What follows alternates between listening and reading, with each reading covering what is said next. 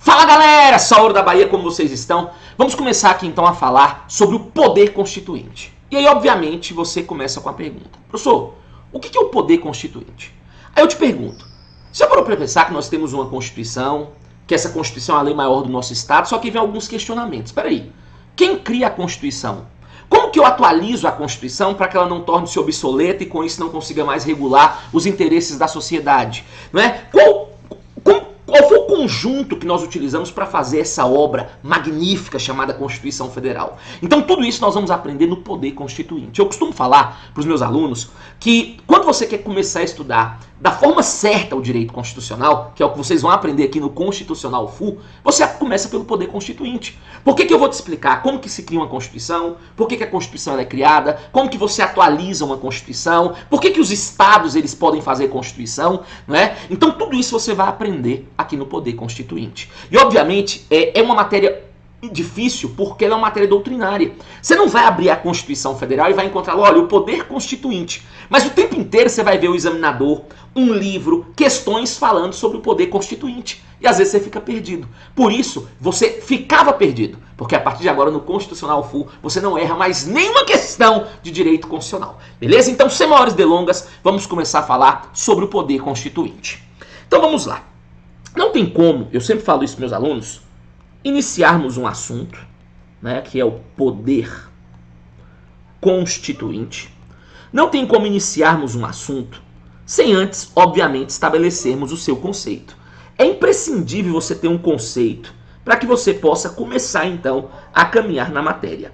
Então vamos lá. Nós falamos que poder constituinte é o poder que cria, modifica. É o poder que cria, modifica e extingue. É o poder que cria, modifica e extingue as normas constitucionais. As normas constitucionais e a própria Constituição. Beleza? Um conceito bem simples aqui para darmos o pontapé inicial nessa matéria. Então, vem aqui comigo agora, por favor, para entendermos alguns detalhes. Vejam bem, a partir de hoje, eu quero que você lembre o seguinte: sempre que você escutar por aí que criaram uma Constituição, que modificaram uma Constituição ou que extinguiram uma Constituição, você vai atribuir esse feito a uma pessoa. E essa pessoa é justamente o poder constituinte. Somente ele tem poder para criar e modificar a Constituição de um Estado. Beleza? Só que eu quero que você entenda, já para você ter uma noção importante disso tudo, o seguinte: o poder constituinte, basicamente, pela teoria tradicional, ele é subdividido em dois tipos. Você tem o poder constituinte originário e o poder constituinte derivado. Então, o poder constituinte que cria a Constituição é diferente do poder constituinte que atualiza a Constituição. Mas até então, eu não quero entrar nessas minúcias. Eu só quero que você entenda, por enquanto, a questão genérica. Eu quero que você lembre a partir de hoje que sempre que uma Constituição for criada, modificada ou extinta, isso é obra do poder constituinte. E aí eu já vou começar, até porque o nosso curso ele vai ter a pegada de ter uma abordagem direta nas provas de uma forma geral. E aí eu já vi uma questão em prova uma vez falando o seguinte: olha, poder constituinte é o poder que cria, modifica e extingue as normas constitucionais e as leis infraconstitucionais. Pode parar. O poder constituinte ele não mexe com norma infraconstitucional. Ele não mexe com as normas que estão abaixo da Constituição. Ele só mexe com normas constitucionais. Então a questão estava errada por conta disso. Só que aqui nesse bloco, nós vamos entender quem criou essa teoria, qual o motivo pelo qual ele criou. Nós vamos fazer uma introdução bacana inerente ao poder constituinte, para que depois eu possa esmiuçar os detalhes importantes. Mas antes disso, eu quero colocar um conceito, vamos dizer, mais rebuscado para vocês. Coloquei um bem pragmático, um bem objetivo, mas quero colocar um mais complexo. Então, coloque aqui, por favor, uma observaçãozinha para ficar sucesso da Bahia. Coloque assim: para Gomes Canotilho, esse poder deve ser exteriorizado. Esse poder deve ser exteriorizado pela força de uma autoridade política dominante. Pela força de uma autoridade política dominante, que que agindo diante de um caso concreto, e em nome do povo, cria, atualiza e põe fim à Constituição. Cria, atualiza e põe fim à Constituição. Só que vejam bem, nós já temos então dois conceitos aí do poder constituinte. Não preciso mais que isso, né? Se você for fazer uma prova subjetiva, você tenta usar o conceito mais rebuscado, né? Até para que o examinador ele entenda que você tem muito conhecimento. Agora, para você entender o conceito mais básico ali, resolve, obviamente, nosso problema. Só que vem a primeira pergunta que de vez em quando ele faz em prova. Quem criou essa teoria? Qual obra nós utilizamos para criar essa teoria? Então, vem aqui comigo, por favor. Então, nós vamos falar aqui agora do criador. Nós já temos aqui o conceito. E nós vamos colocar aqui agora o criador da teoria. Essa obra, ela foi criada por Abade Emanuel Joseph Sies. Abade Emanuel Joseph Sies. Beleza? Ele criou essa obra aqui e eu quero explicar um detalhe interessante. Cada país ele viveu sua própria experiência constituinte. Nós adotamos a teoria da França, beleza? Que foi a teoria desse cara aqui. Na verdade, esse cara, não sei se vocês sabem, mas ele era um padre, né? E aí ele estava meio revoltado lá com a função dele e ele criava algumas teorias. E essa teoria ele criou um pouco antes ali da Revolução Francesa na sua obra O que é o Terceiro Estado. E aí ele criou essa teoria, então, do poder constituinte. Então, mais uma vez eu reitero, no Brasil, nós adotamos a teoria de Abade Emanuel Joseph Sies. Ok? Por que eu estou te falando no Brasil? Porque cada país viveu sua própria experiência constituinte. Então nós adotamos, na verdade, a teoria desse cara aqui. Ok? Mas você pode, às vezes, pegar livros mais rebuscados do Constitucional e vai colocar outros doutrinadores. Mas nós utilizamos essa aqui como base. Beleza? E aí, de vez em quando, ele pergunta, não quero que você anote, eu quero que você entenda que aqui no Constitucional Full, tudo que for importante vai estar no seu caderno. Beleza? Então, se agora eu estou explicando aqui, não precisa ficar aí, como dizemos na Bahia, avexado, né, e querer colocar tudo aqui comigo falando, porque senão você vai se perder. E aí, de vez em quando ele pergunta em prova, qual foi a finalidade dessa teoria? E aí, claro que hoje o direito evoluiu bastante, desde 1787, né, até agora, né, mas na época ele criou essa teoria porque ele queria diferenciar poder constituinte de poder constituído. Segundo ele, o poder constituinte era o poder criador da Constituição. E esse, por sua vez, deveria ficar nas mãos da nação. Ao passo que o poder constituído seria o poder para criar as demais leis do Estado, para organizar o resto do Estado, e esse, por sua vez, ficaria nas mãos do Legislativo. Claro que hoje, poder constituinte, poder constituído, né, pode ter significados diferentes, mas à época o objetivo da teoria foi justamente essa. E quando ele pergunta em prova, ele pergunta o motivo da criação da teoria dele. Então, vamos aqui com uma observaçãozinha, por favor. Coloque aqui, então, uma observaçãozinha importante. Basicamente, a finalidade da teoria do poder constituinte, foi diferenciar o poder constituinte, entre parênteses, criador da Constituição, fecha em parêntese, do poder constituído, entre parênteses, criador das demais normas do Estado. Do poder constituído, entre parênteses, criador das demais normas do Estado. Outra observaçãozinha aqui, afinal você está no Constitucional Full e você vai aprender tudo, meu irmão. Vamos lá, coloquem assim, ó. Cada país teve sua própria experiência constitucional. Experiência constitucional. E no caso do Brasil, tomamos por base a experiência francesa. E no caso do Brasil, tomamos por base a experiência francesa. Então nós já temos basicamente um conceito de poder constituinte, já sabemos quem foi o criador da teoria, e um detalhe importantezinho aqui é a questão da obra.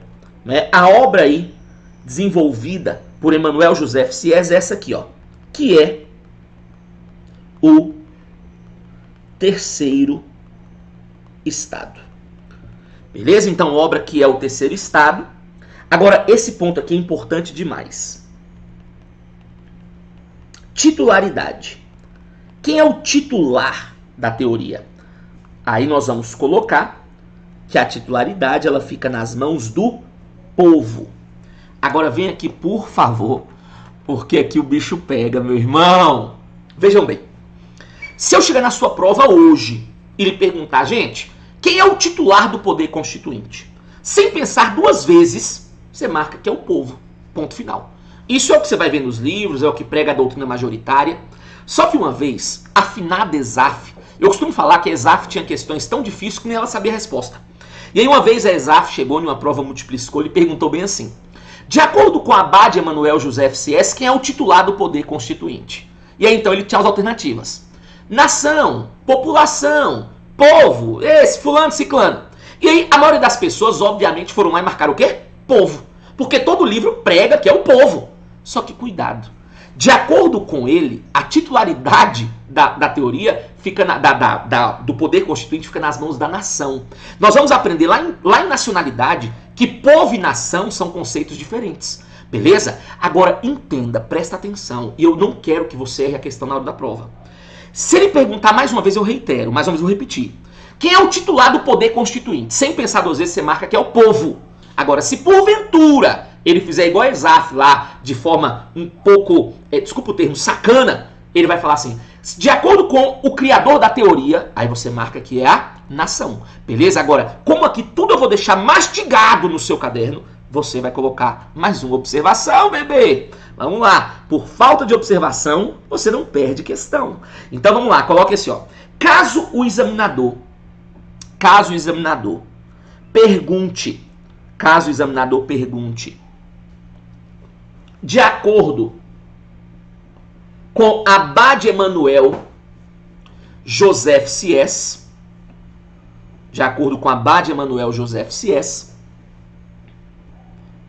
a titularidade fica nas mãos da nação. A titularidade fica nas mãos da nação. Beleza? Então você aí já tem mais um possível peguinha que você já consegue identificar para não errar a questão na hora da prova. Agora vem cá. A titularidade fica nas mãos do povo, ok? Agora peraí. De quem é o exercício? O exercício, vamos colocar aqui, fica nas mãos dos representantes do povo. E eu quero que você coloque do ladinho assim, ó, entre parênteses, legítimos, eu vou te explicar, obviamente, legítimos ou ilegítimos. Beleza? Agora vem aqui para eu te explicar isso aqui bonitinho. Vem comigo. Eu quero que você entenda que o titular, às vezes, não é quem exerce. Nós acabamos de aprender que a titularidade fica nas mãos do povo. Agora, o exercício fica nas mãos dos representantes do povo. Às vezes é aquela questão, o jardim é meu, mas não sou eu que cuido dele. Né? Quem cuida dele é o jardineiro. Então, o que acontece? Quem vai exercer o poder são os representantes do povo.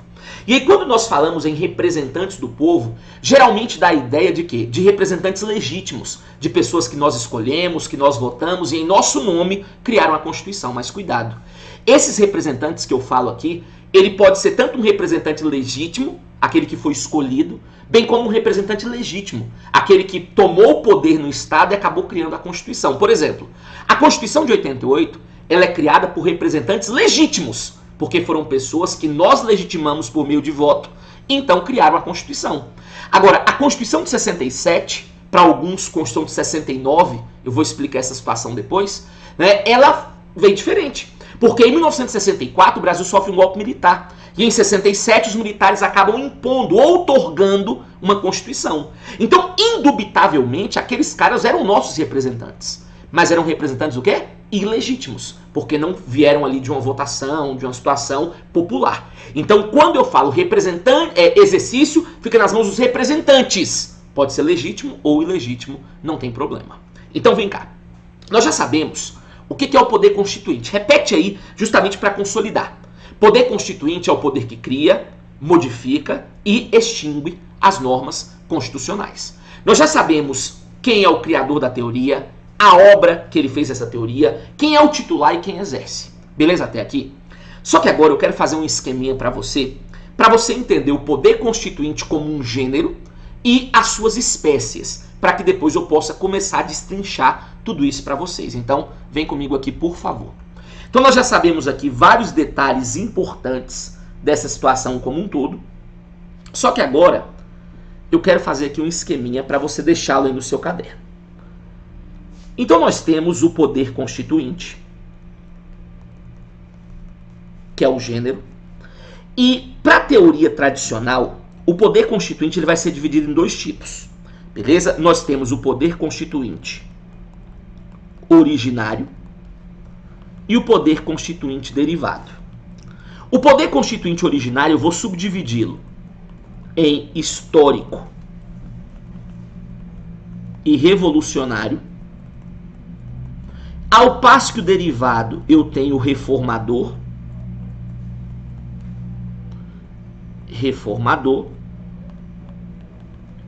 revisor e o decorrente. E, de acordo com a doutrina mais moderna, mais contemporânea, nós ainda temos o poder constituinte difuso e o poder constituinte supranacional. Agora vem aqui comigo, por favor, porque aqui eu tenho que te explicar alguns detalhes. Vejam bem, para a teoria tradicional, o poder constituinte é dividido em dois tipos, originário e derivado.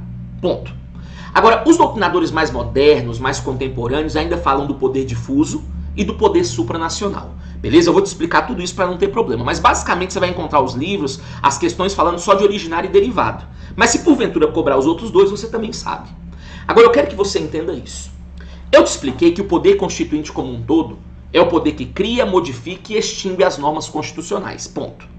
Só que agora você tem que aprender que o poder constituinte que cria é diferente do poder constituinte que atualiza. Então, a partir de hoje, sempre que você escutar por aí que foi criada uma nova Constituição, você vai lembrar que isso é produto, é fruto do poder constituinte. Mas é fruto do poder constituinte originário. Então, o poder constituinte originário, pessoal, não precisa anotar nada. Eu quero que você entenda apenas. Ele tem uma função: criar uma nova Constituição. Sempre que criarmos uma nova Constituição, foi obra do poder constituinte originário. Né? Eu quero que você entenda que no Brasil, a primeira vez que nós vimos o poder originário foi em 1824, quando nós criamos a nossa primeira Constituição. Desde então, esse poder já apareceu outras vezes. 1891, 1934, 37, né, 46, 67, 69, 88. Então, se eu criar, porventura, uma Constituição em 2025, foi obra do poder originário. Só que você tem que entender que quando o poder originário ele cria a Constituição, a sua obra, ele já cria um mecanismo para que ela possa ser atualizada. Porque entenda, nós vamos aprender posteriormente que Conrad Hesse, para alguns aí o maior hoje jurista, né, ele fala o seguinte, que a Constituição tem que andar em constante diálogo com a sociedade. Porque se a sociedade que está em constante atualização anda e a Constituição para, em pouquíssimo tempo nós vamos ter uma ruptura, porque o que a sociedade vive é diferente do que a Constituição prega. Então a Constituição tem que estar andando ao lado da sociedade. Ela tem que ser criado um mecanismo para que ela possa ser atualizada, né? São as emendas constitucionais. Então, quando nós fazemos uma emenda, olha, porque o Congresso promulga mais uma emenda constitucional, você vai saber a partir de hoje que isso é obra do poder constituinte. Mas não é do originário, isso já é obra do poder derivado, mais precisamente do poder derivado reformador. Beleza? Então, eu só quero que você aqui tenha uma noção, até porque aqui é um bloco mais introdutório. Então, entenda. Sempre que eu falar que foi criado, modificado ou extinto uma Constituição, poder constituinte. Agora, existe uma diferença do poder constituinte que cria para o poder constituinte que atualiza. Criei uma nova Constituição, poder constituinte originário. Atualizei essa Constituição existente, poder constituinte. Só que é o poder constituinte derivado. Só que, obviamente, tem outros detalhes que eu quero que você entenda à frente. Mas não é o momento ainda. Eu só quero que você tenha essa base por enquanto, para que eu possa prosseguir em outros vídeos. Vou te explicar tudo sobre poder originário, as espécies, as características, tudo sobre derivado, sobre difuso e sobre supranacional no momento certo. Até então, nós vamos parando por aqui, porque nesse bloco já tem informação demais para você digerir. Um grande abraço, sou Ouro da Bahia e até o próximo bloco. Valeu!